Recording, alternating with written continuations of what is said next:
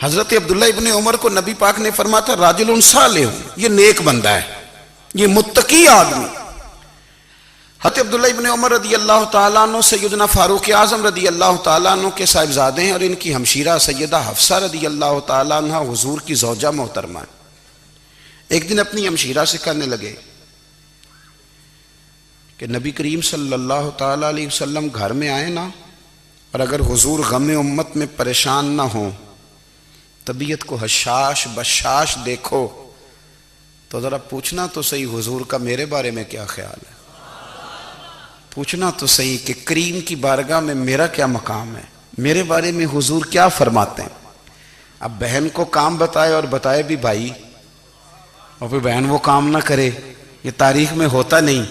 حضرت عمر فاروق رضی اللہ تعالیٰ عنہ کی صاحبزادی ام المومنین رضی اللہ تعالیٰ عنہ فرماتی ہیں کہ میں تو بس منتظر تھی، انہوں نے تو کہا تھا نا کہ اگر تم حشاش بشاش دیکھو تو بات کرنا، لیکن حضور تشریف لائے، میری باری تھی، میرے گھر تشریف لائے، کھانا پیش کیا تو فوراً میں نے عرض کی حضور ایک بات پوچھنی تھی، تو حضور نے فرمایا پوچھئے۔ میں نے عرض کی حضور میرے بھائی عبداللہ ابن عمر کے بارے میں آپ کا کیا خیال ہے؟ نوجوانوں میری بات پہ غور کرنا، میرے بھائی کے بارے میں آپ کا کیا خیال ہے؟ تو نبی کریم صلی اللہ تعالیٰ علیہ وآلہ وسلم نے میری طرف دیکھا، اور پھر حضور زیر لب تھوڑا مسکرائے، اور بریلی کے امام کہتے ہیں کہ حضور مسکرا دیتے تھے نا تو جو بڑا دکھی ہوتا تھا وہ بھی ہنس پڑتا تھا۔ اب سوال پیدا ہوتا تھا کہ پھر تو اس مسکراہٹ کے لیے انتظار کرنا پڑتا ہوگا کئی مہینے کہ حضور مسکرائیں تو رونے والے ہنسیں، تو اعلیٰ حضرت فرماتے نہیں، انتظار نہیں کرنا پڑتا، یہ مسکراتے رہنا تو حضور کی عادت ہے۔ جس کی تسکین سے روتے ہوئے ہنس پڑے، اس تبسم کی عادت پہ لاکھوں سلام۔ یعنی یہ تو عادت ہے حضور کی مسکراتے رہنا، اس کے لیے انتظار نہیں کرنا پڑتا۔ بھائیو آپ خیال رکھیں گے، غور کریں گے، حضرت عبداللہ ابن عمر رضی اللہ تعالیٰ عنہ کے بارے میں پوچھا تو سیدہ فرماتی ہیں کہ نبی کریم صلی اللہ تعالیٰ علیہ وسلم نہ زیر لب مسکرائے اور فرمایا حفصہ تیرا بھائی ہے تو اچھا، لیکن میں نے سنا ہے کہ عشاء کی نماز پڑھتا ہے تو فجر تک سویا ہی رہتا ہے۔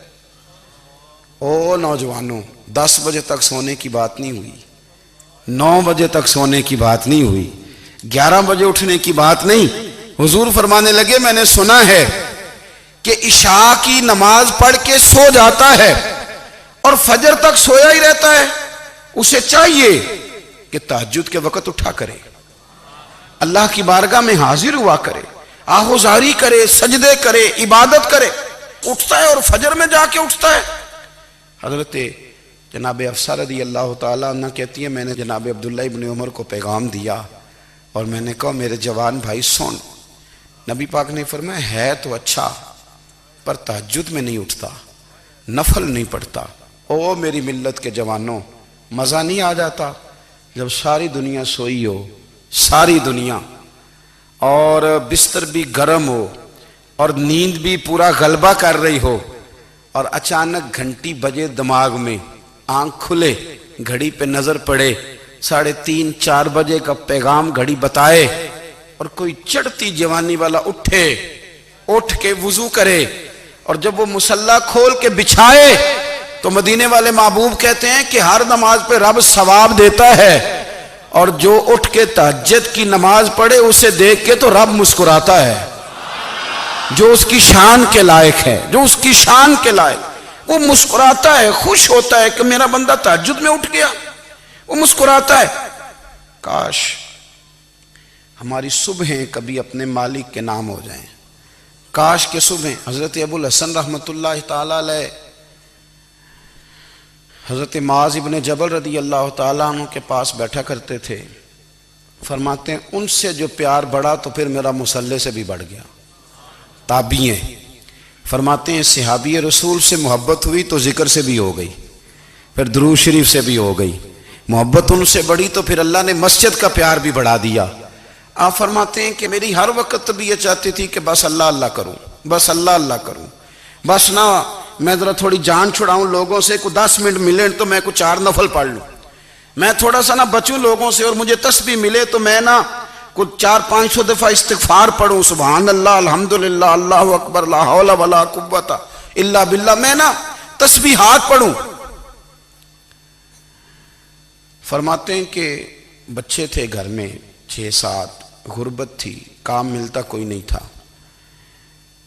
اور میں کام چور نہیں تھا، کام ڈھونڈتا تھا، پر اللہ کی قدرت کے کام نہیں ملتا تھا۔ فرماتے ہیں کہ میں نے ایک دن اپنی اہلیہ سے کہا کہ آج میں پھر جاتا ہوں کام ڈھونڈنے، تو میری بیوی بڑی فرما بردار تھی، پر اس دن نا غربت کے ہاتھوں تنگ آ کے کہنے لگی، آج نانا کوئی تو چیز لے کے آیا، تو مجھ سے بچوں کی بھوک نہیں دیکھی جاتی، یہ سب روگاں دا روگ محمد جس دا نام غریبی، کنڈ بلا کے لنگ جاندے نہیں دوست یار قریبی، تو آج نہ کچھ لے کے آیا تو میں بچے لے کے میکے چلی جاؤں گی۔ شیخ فرماتے ہیں کہ میں بڑا پریشان گھر سے نکلا، پر میں نے صبح سے لے کے زور تک کام ڈھونڈا، کام ملا کوئی نہیں، تو میرے دل میں خیال آیا چلو کام نہیں ملتا تو اللہ اللہ تو کرے نا، چلو بندوں کی مزدوری نہیں ملتی تو رب کریم کی عبادت ہی کرتے ہیں۔ فرماتے ہیں کہ میں نے نا فرات کے پانی سے وضو کیا، نہر کے، شدید دھوپ تھی، ساتھ ریت تھی اور ریت تپ رہی تھی، میں نے اپنا رومال وہیں مصلی کے طور پر بچھا لیا، اور فرماتے ہیں کہ زور سے لے کر عصر تک نماز پڑھی، دھوپ بھی پورے زور پہ، پر میرے سجدے کا ذوق بھی پورے زور پہ۔ فرماتے ہیں سورج بھی چمک رہا ہے اور رب کی عبادت کا ذوق بھی پورے زور پہ، میں سجدہ کروں تو پھر میرا اٹھانے کو جی نہ چاہے۔ میرے استاد لکھا کرتے تھے، یہ ان کا شعر ہے، وہ کہا کرتے تھے مجھے سوز دے، مجھے ساز دے، اور مجھے نیم شب کا نیاز دے، دم سجدہ خود کو میں توڑ دوں، مجھے ایسا ذوق نماز دے، اور میں تیری بہار کا پھول ہوں، میں کھلا بھی ہوں تو تیرے لیے، مجھے میری شاخ سے توڑ لے، مجھے اپنی زلف کا ناز دے۔ بھائی فرماتے ہیں کہ عصر تک میں نے نفل پڑھے، دل ڈھلنے لگا، عصر کی نماز پڑھی اور میں وہاں سے چلا۔ اب میں جب نکلنے لگا تو دل میں خیال آیا کہ چھوٹی چھوٹی دیواریں ہیں گھر کی، بغیر کچھ لیے جاؤں گا تو بیوی دور سے دیکھے گی تو شور کرے گی کہ پھر خالی ہاتھ آ گیا ہے۔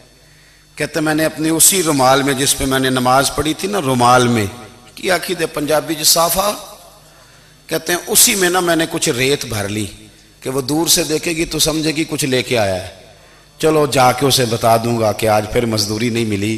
کہتے ہیں وہ ریت لے کر جب میں گھر میں گیا تو پہلے بیوی دروازے پہ کھڑی ہوتی تھی، پوچھتی تھی خالی ہاتھ آ گئے ہو؟ آج میں نے دیکھا تو ہے ہی کوئی نہیں۔ فرماتے ہیں میں اندر داخل ہوا، سلام لیے، کونے میں میں نے وہ رومال رکھ دیا اور میں نے آواز دی کہ بھلی مانس کہاں ہو؟ تو وہ کہنے لگی آپ منہ ہاتھ دھو لیں، میں روٹی لے کے آئی۔ میں نے کہا روٹی کہاں سے آ گئی؟ یہاں تو کئی دنوں کے فاقے، تو کئی دنوں کی غربت ہے، یہاں تو اس گھر میں تو فقیری ہے۔ فرماتے ہیں کہ وہ روٹی لے کے آئی اور اس وقت کی جو موجودہ نعمتیں تھیں، سمجھ لیں سلاد، اچار، ہر چیز ساتھ لائی۔ میں نے کہا کہ بچے کہاں گئے؟ کہنے لگی وہ کھانا کھا کے کھیلنے گئے، آپ کھانا کھا لیں آ جاتے۔ کھانا اس نے چن دیا۔ میں نے حیرت انگیز لہجے میں ساری نعمتیں اپنے دسترخوان پہ دیکھ کر کے بیوی سے پوچھا یہ کہاں سے آیا کھانا؟ بچوں کو تو نے کہاں سے کھانا کھلایا؟ یہ سارا کچھ کیسا ہے؟ تو کہنے لگی پتہ نہیں آج آپ کس کریم کی مزدوری کرنے چلے گئے تھے، پتہ نہیں کس کریم کی، میرے گھر میں تو اتنی نعمتیں آئی ہیں کہ مجھ سے سنبھالی نہیں جا رہی، اتنا اناج ہے، اتنا گندم ہے، کس کریم کے دروازے آج چلے گئے تھے؟ یہ کہتے کہتے وہ اٹھی اور اٹھ کر کے کہنے لگی پہلے بڑا کچھ آیا تھا، اب کیا لے آئے ہو؟ اور جا کر کے نا اس نے وہ ریت والا رومال کھولا، کہنے لگے میں تو لے کے آیا تھا ریت، تو میرے رب نے اسے بھی سونے اور ہیرے بنا دیا تھا۔ جب آپ کی توجہ اللہ کی جانب، میرے نبی پاک صلی اللہ تعالی علیہ وسلم نے فرمایا ہر چیز اپنے رب سے مانگ، ہر چیز مانگ، ہر چیز مانگ۔ یا رسول اللہ کیا کچھ؟ میرے محبوب نے فرمایا تیرے گھر میں نمک بھی ختم ہو جائے تو وہ بھی اپنے رب سے مانگا کر، تو مانگنا وہ تجھے دے گا، تو اس کی بارگاہ میں کشکول طلب دراز تو کرنا۔ اور ترمذی شریف میں عجیب لفظ ہیں، رسول کائنات نے فرمایا، رب کریم فرماتا ہے جب میرا بندہ ہاتھ اٹھاتا ہے نا تو مجھے حیا آتی ہے کہ میں خالی کیسے لوٹا دوں اس کے۔ اتنے بڑے بادشاہ کی بارگاہ میں، او بھائی لوگوں سے عزتیں تلاش کرتے ہو تو وہ کیا تمہیں عزت دیں گے؟ وہ تو کل اچھا کہتے ہیں پرسوں برا کہنے لگ جاتے ہیں۔ لوگوں کے سامنے گڈ بک میں آنا چاہو گے تو وہ تو سویرے تمہارے بارے میں کچھ کہیں گے، شام کچھ اور کہیں گے۔ اپنی روحانی زندگی آباد کریں، اپنے مسلح کو وقت دیں، اور دنیا سے چھپ کر اس موبائل کو بند کر کے اور اپنے آپ سے بھی چھپ کے اور تنہا ہو کے چھپا کے سارا کچھ اپنے آنسو اپنے رب کی بارگاہ میں پیش کریں، اس کے حضور حاضری دیں۔ سنو نا ترمذی کی حدیث، اور اسے یاد رکھنا، نبی پاک علیہ السلام نے فرمایا اپنے دکھ لوگوں کے سامنے نہ بیان کرنا، سیٹھوں نوابوں کو نہ بتاتے پھرنا، دنیا داروں کے سامنے جا کے نہ رونا کہ میں تکلیف میں ہوں۔ فرمایا اگر دنیا داروں کو دکھ بتاؤ گے رب تمہیں کبھی غنی نہیں کرے گا، اور لوگ ہیں کہ الٹا مذاق اڑائیں گے۔ آپ کی جس سے بڑی پکی یاری ہے نا، پکی، وہ تب تک پکی ہے جب تک آپ نے 50,000 مانگا نہیں، اور جس وقت آپ نے کہہ دیا کہ میں مجبور ہوں میری مدد کر تو پھر ختم ہو گئی دوستی۔ لوگوں کے تعلقات آپ کے ساتھ تب تک ہیں جب تک آپ ان سے کوئی ضرورت وابستہ نہیں کرتے۔ کریم محبوب فرمانے لگے بندوں کے سامنے دکھ نہ بیان کرنا، اللہ تجھے کبھی غنی نہیں کرے گا۔ تو اپنے دکھ اپنے رب کو بتا، تو دعائیں مانگ، تو اس کی بارگاہ میں حاضر ہو، تو اس کے حضور عرض کر۔ فرمایا اپنے دکھ اپنے رب کو بتا، وہ جلدی کرے یا دیر سے کرے تجھے ساری دنیا سے بے نیاز کر دے گا، تجھے کسی کا محتاج نہیں رہنے دے گا۔ اپنے مسلح کو، اپنی دعاؤں، ایک بزرگ فرماتے ہیں میں نے دعا مانگنے کا طریقہ اپنی بیوی سے سیکھا، دعا مانگنے کا طریقہ اپنی، سیکھنے والے تو اپنے بچوں سے بھی سیکھ لیتے ہیں، سیکھنے والے تو ہر ایک سے سیکھتے ہیں۔ وہ کہتے ہیں میں نے دعا مانگنے کا سلیقہ اپنی بیوی سے سیکھا ہے۔ حضرت وہ کس طرح؟ فرمانے لگے میری بیوی نے نا مجھے کوئی کام بتایا، کچھ پیسوں کی ضرورت کے لیے کہا، تو میں نے اسے کہا کہ بھئی ابھی میرے پاس نہیں ہے، کچھ دنوں میں آتے ہیں تو میں دے دوں گا۔ عورتوں کی عادت ہوتی ہے وہ بار بار یاد کراتی ہیں، 2-4 دنوں کے بعد پھر اس نے کہا حضرت وہ میں نے کہا تھا کچھ پیسے، میں نے اسے کہا کہ ابھی میرے پاس نہیں ہے، کچھ دنوں میں ملتے ہیں تو میں تمہیں دے دوں گا۔ اس نے کچھ دنوں کے بعد پھر کہا حضور وہ میں نے کچھ پیسے کہے تھے۔ فرماتے میں نے ڈانٹ دیا، میں نے کہا کہ کیا تو روز مجھے شرمندہ کرتی ہے، کہا نا میرے پاس نہیں ہے، ہوں گے تو دے دوں گا، تو روز یاد کراتی ہے۔ فرماتے ہیں اس نے پہلے تو میری ڈانٹ کو سہا، پھر میرے سخت جملوں نے اس کی آنکھوں میں آنسو پیدا کر دیے، پھر اس نے اپنے آنچل میں اپنے اس دکھ کو سمیٹا، اور پھر اس نے ایک جملہ کہا تو میں رو پڑا، اور مجھے اپنے رب سے مانگنے کا طریقہ آ گیا۔ مجھے کہنے لگی حضرت جی آپ نے ڈانٹ دیا میں نے سہ لیا، پر آپ ہی میرے شوہر ہیں، بتائیں نا آپ سے نہ کہوں تو میں کس سے جا کے کہوں۔ فرماتے ہیں میں رو پڑا، اور میں کھل کے رویا، اور میں تڑپ کے رویا، اور پھر میری سسکیاں بند گئیں۔ تو مجھے کہنے لگی آپ کو کیا ہوا؟ میں نے کہا مجھے بھی دعا مانگنی آ گئی ہے، جب میں اسے کہوں گا نا اللہ تو ہی میرا رب ہے، میں تجھ سے نہ کہوں تو میں کس سے جا کے کہوں؟ میں کیوں کسی بندے سے سوال کروں؟ میں کیوں کسی دنیا دار سے کہوں؟ میں تیرے بندوں کا، نیک بندوں کا وسیلہ لے کے، تیرے محبوب کی غلامی لے کے تیری بارگاہ میں آیا، تجھ سے نہ مانگوں تو کس سے مانگوں؟ سمجھ آ گئی ہے جب میں اس رنگ میں مانگوں گا تو پھر رب میرے اوپر بڑا ہی فضل فرمائے گا، وہ میرے اوپر بڑی رحمت کرے گا، وہ میرے لیے آسانیاں کرے۔ عزیز دوستو ہم اس طرح کرنے لگ گئے ہیں کہ ہم نے نا اپنے تعلقات پر اعتماد کرنا شروع کر دیا ہے۔ میرے تعلقات بہت ہیں، ہم نے اپنی دولت پر اعتماد کرنا شروع کر دیا ہے، میرے پاس دولت بہت ہے۔ ہم نے اپنے علم پر، اپنی شہرت پر اعتماد کرنا شروع کر دیا ہے کہ میرے پاس فلاں چیز بہت ہے۔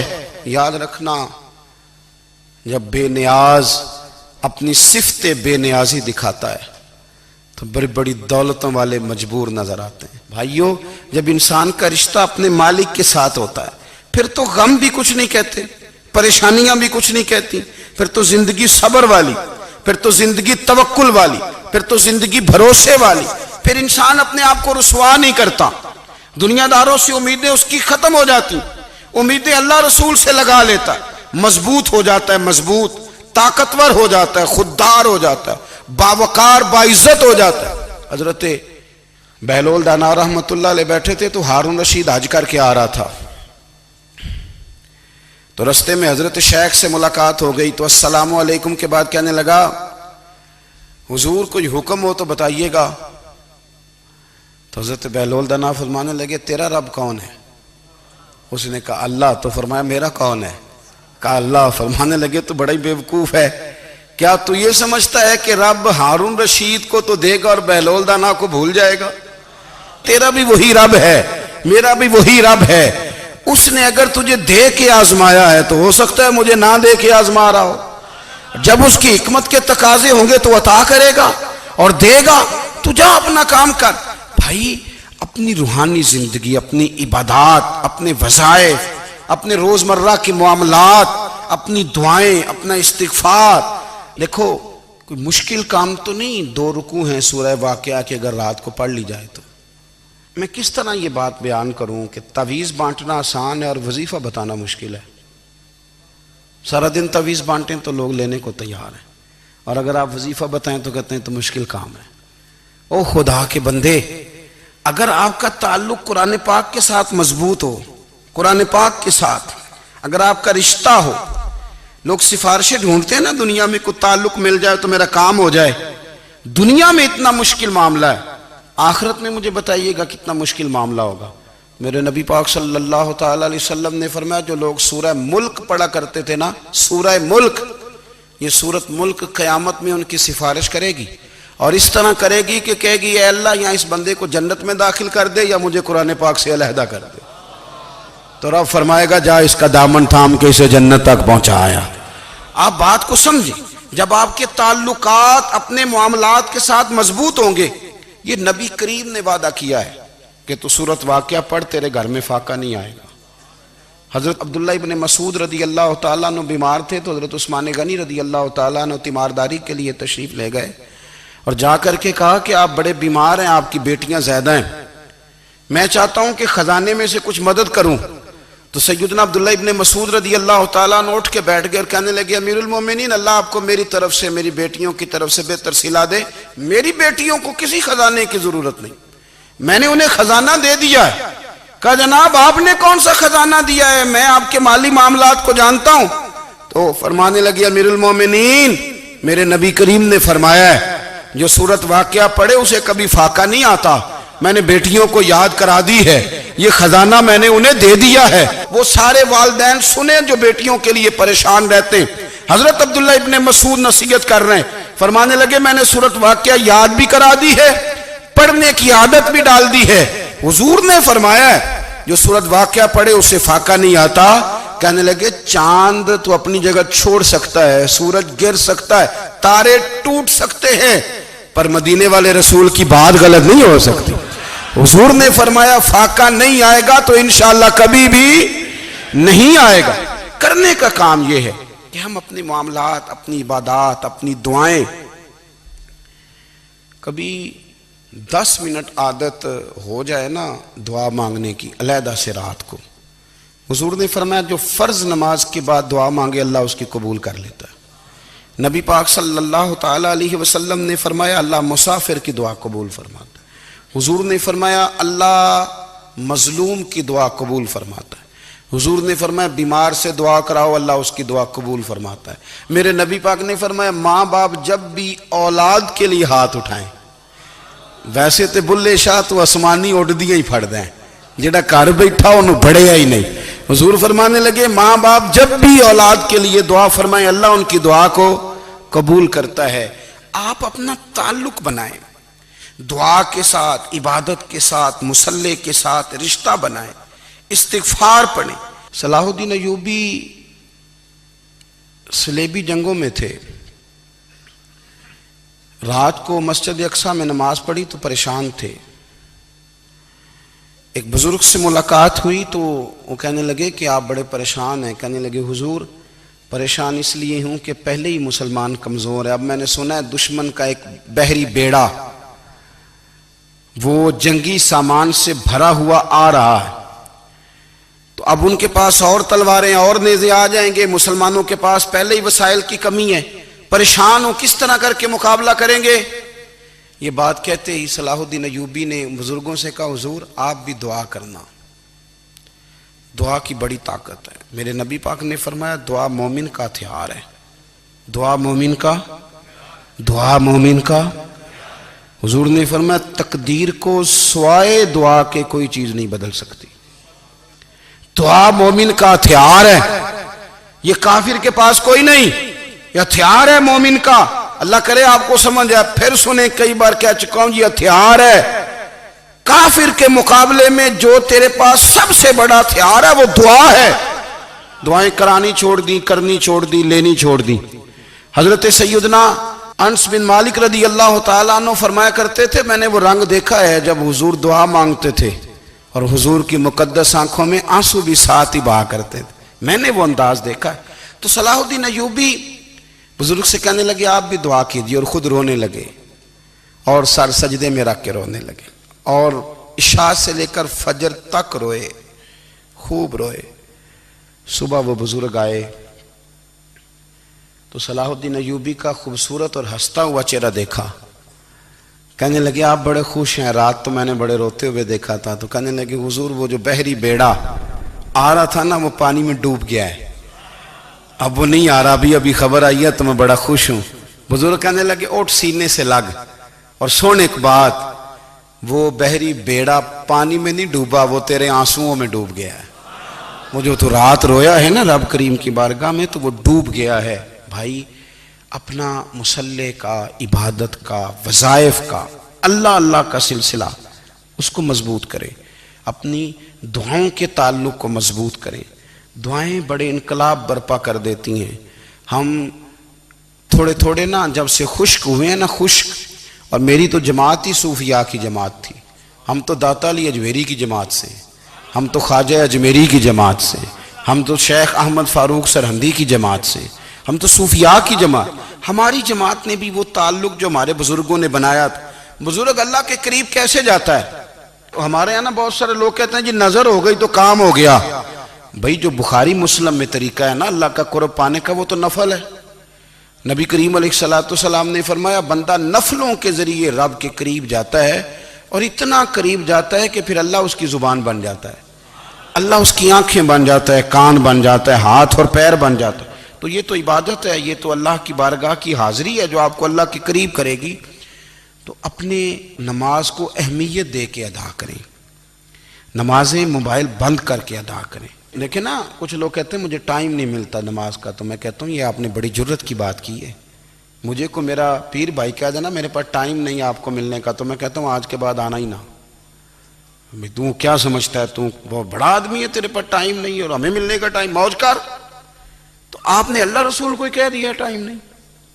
اور عجیب فلسفہ ہے نا، کہا جائے نماز پڑھنے آؤ تو کہتے ہیں کپڑے ٹھیک نہیں، اور کہا جائے کہ آؤ ذرا دعوت پہ چلیں تو کہتے ہیں ایک منٹ ٹھہر میں کپڑے بدل کے آیا.